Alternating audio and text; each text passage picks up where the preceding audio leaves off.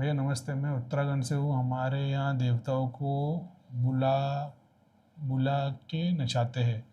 उनकी डोलियाँ भी होती है, केदारनाथ बाबा की, बद्रीनाथ बाबा की भी डोली होती है। ये सब क्या है? हमारे यहाँ बचपन से लोग बोलते हैं कि खुशबू लगाकर या कलरफुल कपड़े पहनकर घूमने पर परियां हर लेती है। आप बोलते हो कि खुशबू से सिर्फ पॉजिटिव शक्ति अट्रैक्ट करती है।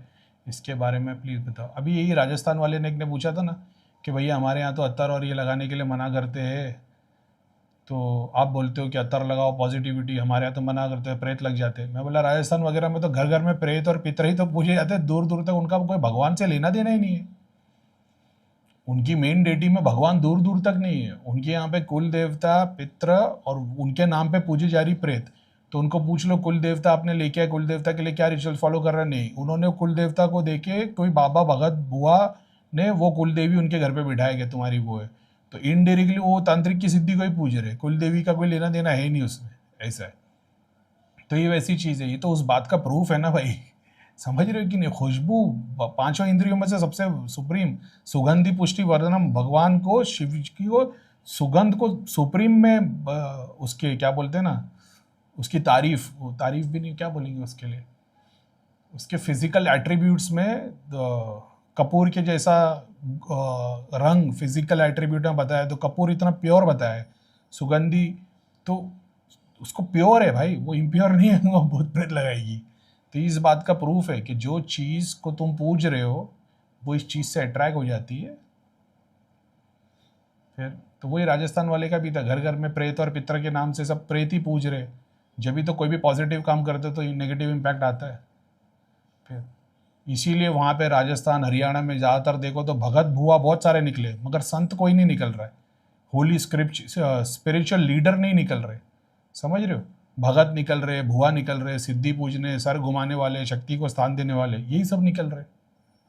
तो ये तो इस बात का प्रूफ है ना कि भगवान उधर दूर दूर तक नहीं है, देवता भी नहीं है, प्रेत को ही रूप में पूजे जा रहे। जब भी मैं बोला नहीं, तीन तीन पीढ़ी से गंदी हालत में कुल देवता के सामने प्रेत नजर आ रहे, तीन पीढ़ी से वो प्रेत को ही पूज रहे हो। उन्होंने जिंदगी में कोई रिचुअल्स फॉलो नहीं किया हो, प्रेत गंदी हालत में कपड़े फटे हुए कुल देवता के स्थान पे। ये तो इस बात का प्रूफ है।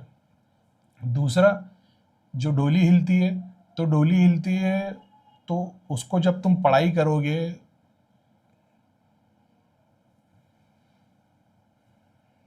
यार देखो एक बात तो मैंने बताया था कि क्यों ये पूजने आ गए। मैं बाबा भैरवनाथ केदारनाथ की तो बात नहीं कर रहा हूँ, डोली में बहुत सारी माता होती है, मैं उनकी बात नहीं कर रहा हूँ। मैंने एक वीडियो और काफ़ी वीडियो में मैंने उसके ऊपर बात किया हो कि कहाँ से ये चालू हो गया। भगवान को छोड़ के अलग अलग ट्राइब्स में उनके नाम से बाबा, और उनको एक अलग नाम देव नाम से कुछ और पूजा जाता है उत्तराखंड में और दूसरी दूसरी जगह पे। ये आ कैसे गए? वेदों में तो इनका मेंशन नहीं है, पुराणों में नहीं है, तो ये आ कैसे गए?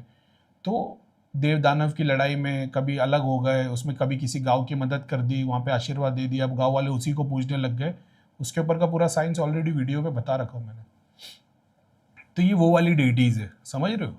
जो फिजिकल फॉलन एंजल्स, फिजिकल, या मान लो किसी बादशाह ने इनको पूजवा लिया होगा, फिर स्थान दे दिया होगा, फिर बादशाह ने छोड़ दिया, उसका तो श्राप लग गया, बादशाह तो हार गया, वो देवी भी भटक गई। अब कोई और भगत था जिसने जान लिया उसको, उसने उसको देवी माँ बोल के स्थान दे दिया, अब लोग वहाँ से पूजे जा रहे। तो वो अलग ही एक साइंस है उसका। और फिर डोली की बात, तो डोली में फिर तो बॉडी को ट्रांस में लेके आके जो शक्ति से काम करते, अब वही डोली को अगर तुम ऐसे ही रख दोगे तो थोड़ी हिलेगी वो जिसके ऊपर रखी फिर वो ट्रांस के स्टेट, और ट्रांस के स्टेट में आने के बाद में तो भाई फिर तुम्हारे अंदर डीटी आ जाता है, तो फिर तो एक हाथ से पूरी गाड़ी उठा लोगे तुम, ऐसा है। ये वो बात है कि उनके पास बॉडी नहीं, तुम्हारे पास बॉडी हो, तुम्हारी बॉडी को यूज़ करते हैं ना, ऐसा। और फिर देखो वो वहाँ पे जाने के बाद में तुमको क्या मिल रहा है बेनिफिट? मटेरियल बेनिफिट ज़्यादा मिलता है कि स्पिरिचुअल मिलता है, ऐसा है।